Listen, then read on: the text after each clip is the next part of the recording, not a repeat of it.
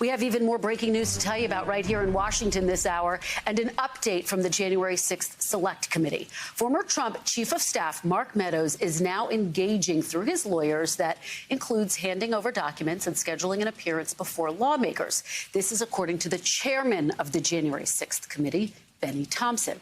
And at the same time, also in D.C., a federal appeals court panel is hearing arguments for and against the release of the material that could provide new insight into the insurrection. Garrett, let's start with this breaking news over Mark Meadows. What can you tell us? What does it all mean?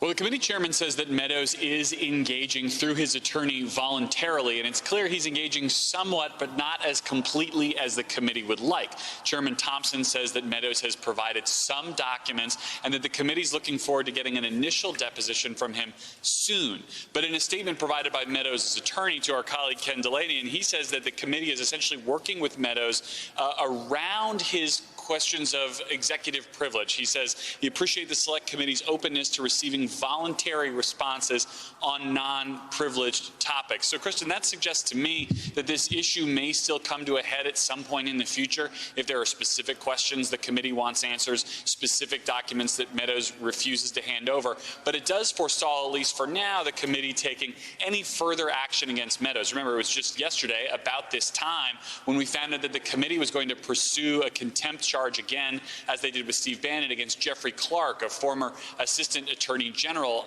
A lot of us wondered at the time why Meadows was not on that list, given that he too had been non-responsive to a subpoena. Now we know. In fact, he has been responsive, at least to some degree.